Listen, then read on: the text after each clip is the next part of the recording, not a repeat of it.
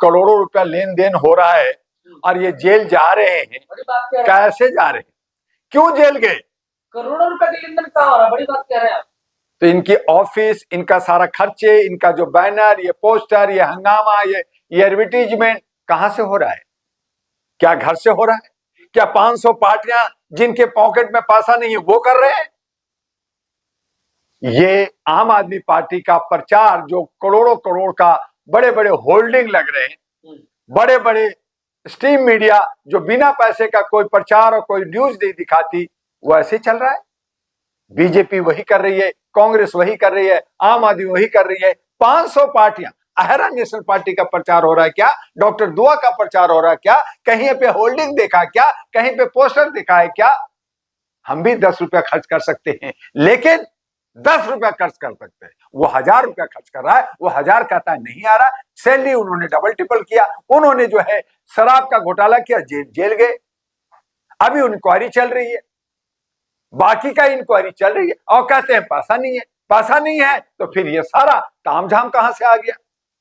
ये झूठ बोल रहे। तो क्या केजरीवाल झूठ बोल रहे? तब बीजेपी और आम आदमी पार्टी के लोगों ने और जनता का जो वीआईपी लोग हैं, जो हम जिनको ब्यूरोक्रेट्स कहते हैं, जिनको हम बुद्धिजीवी कहते हैं, वो समझ गए हैं कि केजरीवाल झूठा है, केजरीवाल जो है ये नौटंकीबाज है। ये चल रहा है ना, अब मीडिया में भी आ गया है, लोगों के सामने आ गया है। ये कहते हैं ईमानदार है, फिर केजरीवाल आएगा तो जनता कहेगी कि ईमानदार है कि नहीं है। अगर आप ईमानदार है तो आपने खड़ाव रख करके शैडो मुख्यमंत्री बन करके सारी सुख सुविधा, सारी सिक्योरिटी लेकर के आप घूम क्यों रहे?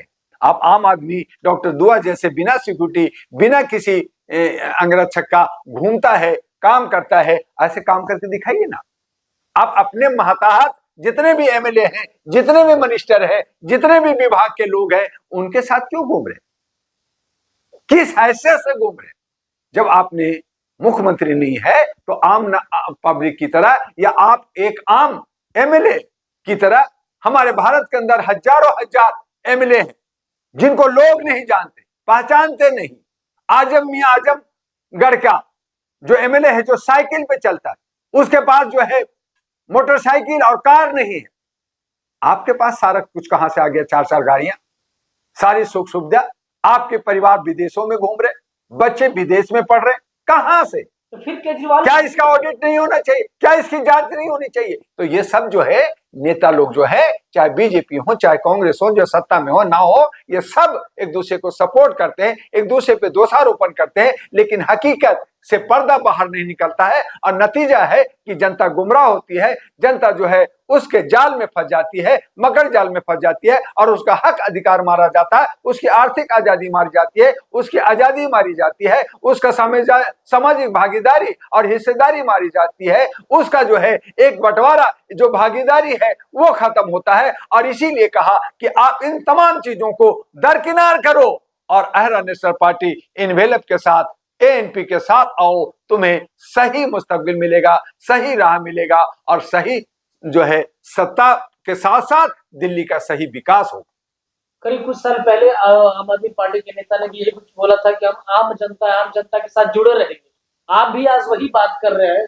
क्या लोग कैसे भरोसा करेंगे कि डॉक्टर दुआ जो मानवाधिकार चलाते हैं? बिल्कुल सही कहा जर्नलिस्ट महोदय कि आज जनता में इतना जनाक्रोश हो गया है, इतना अविश्वास हो गया है कि लोग एक दूसरे को मारने लगे हैं, लोग एक दूसरे से नफरत करने लगे हैं। और उसके लिए सही विकल्प यही है कि हम नए नौजवानों को आगे बढ़ाएं, पढ़े लिखे को बढ़ाएं, सामाजिक कार्यकर्ता को बढ़ाएं, और वो लिखित रूप में जो एफिडेविट है 100,000 रुपए के स्टैम्प पेपर पे, जैसे कोई अगर प्रॉपर्टी आपके पास, अगर कोई एक व्हीकल कार है तो उसकी एक रजिस्ट्रेशन होता है, बिना रजिस्ट्रेशन के जाएंगे तो आपको ट्रैफिक वाले पकड़ लेंगे और आप पे चालान कर देंगे। आप जो है किसी का मकान और जमीन अगर कब्जा करके रहेंगे तो आप गुंडा बदमाश कहलाएंगे। लेकिन अगर उस जमीन की रजिस्ट्री आपके पास होगी, गाड़ी का आपके पास रजिस्ट्रेशन होगा, सारा डॉक्यूमेंट्स होगा, तो आप सही होंगे और आपको किसी तरह का आंच नहीं आएगा। उसी तरह से अगर देश के अंदर जो आपका एजेंडा है जो आप देश के समाज की सेवा करना चाहते हैं उसका एफिडेविट होगा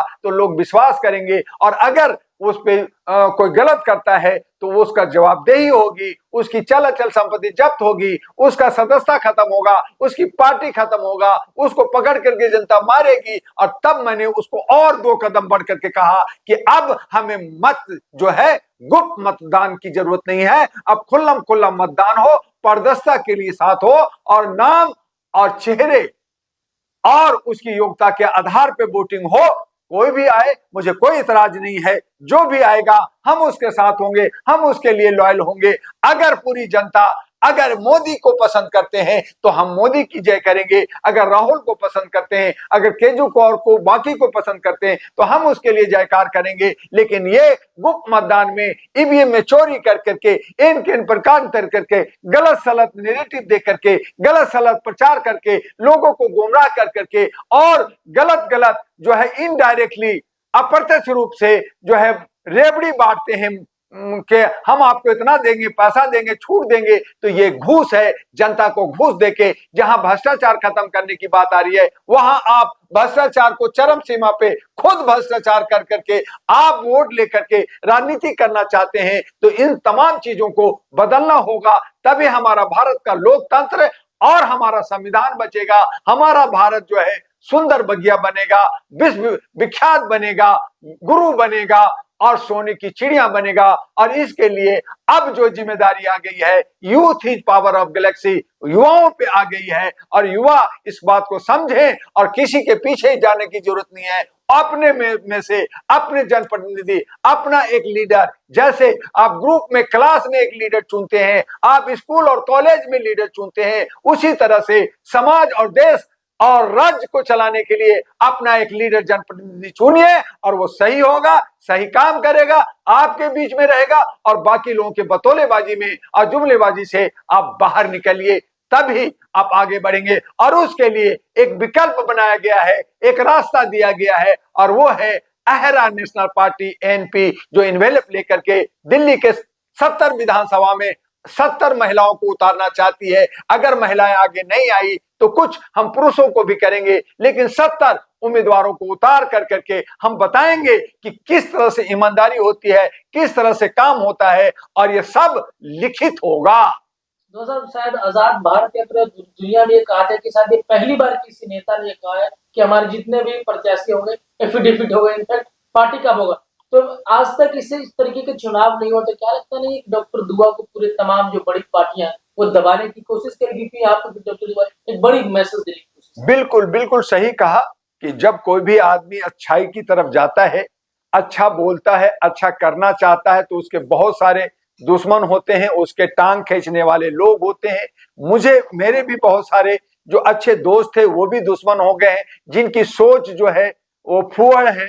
जो लोग जयचंद टाइप के हैं, जो दलाल टाइप के लोग हैं, वो जो है अपना किसी न किसी की जी हुजूरी कर करके में लगे हुए हैं। लेकिन मुझे विश्वास है कि एक दिन उनके भी आंखें खुलेगी, भांग के नशे में जो है वो बाहर आएंगे, जो मानसिक गुलाम है वो भी बाहर आएंगे और अपने बच्चों को लिए, अपने भविष्य के लिए बेहतर सोचेंगे। और यही सोच लेकर करके मैं जनता के बीच में जा रहा हूं। कम रिसोर्सेस में मेरे पास हैं, लेकिन सच्चाई कभी छुप नहीं सकती। कागज के फूलों से, जैसे कहते हैं कि खुशबू कभी आ नहीं सकती कागज के फूलों से, सच्चाई छुप नहीं सकती बनावट के वसूलों से। तो ये बनावटी जो लोग चल रहे हैं वो जो है वो अब सामने आ रहा है कि कौन बनावटी है और कौन असली है। तो असली नकली की पहचान सामने आ रहा है और उसमें मानवीय मूल्यों, जो हम मनुष्य हैं, उसमें मानवता आनी चाहिए। हम धर्म कर्म जात का पे लड़ रहे हैं, जबकि राष्ट्र का निर्माण जो है वो राष्ट्रीय सोच से चलती है, धार्मिक उन्माद से नहीं चलता। धर्म अपनी जगह, आस्ती अपना जगह है और राष्ट्र अपनी जगह है। और राष्ट्र का अगर सोच लेके चलेंगे तो उसमें पाएंगे कि मानवीय मूल्यों का जो हनन हो रहा है उसको बचाना होगा और मानवाधिकार को संरक्षित करते हुए जो डॉक्टर दुआ ने शपथ खा करके जो पूरी जवानी और पूरा अपना जीवन लगा दिया और इसी पे पूरे देश के 36 राज्यों में और विदेशों के अंदर जो है 17-18 देशों में काम कर रहा है, यूनाइटेड नेशन और तमाम अथॉरिटी के साथ संवैधानिक तरीके से काम कर रहा है। तो आज नहीं तो कल विजय जरूर मिलेगा। सच्चाई की जीत थोड़ी देर से होती है, लेकिन जीत जो सच्चाई की होती है, अच्छाई की होती है, वो मीठा होता है, वो कड़वा नहीं होता। तो आपको जल्द ही मीठा मीठा मधु रस मिलेगा, और वो मिलेगा अहरा नेशनल पार्टी एनपी से, जिसकी चुनाव चिन्ह इनवेलप लेकर के हम आ रहे हैं, और एक खजाना, एक उम्मीद और एफिडेविट के साथ आ रहे हैं। हमें उम्मीद है कि आप इस वीडियो को जो भी देख रहे हैं उसको ज्यादा से ज्यादा लाइक करेंगे, सब्सक्राइब करेंगे, और हमारे इस व्यूज को दुनिया तक पहुंचाएंगे, दोस्तों तक पहुंचाएंगे, और अपने देश को बचाने के लिए एकजुट होंगे।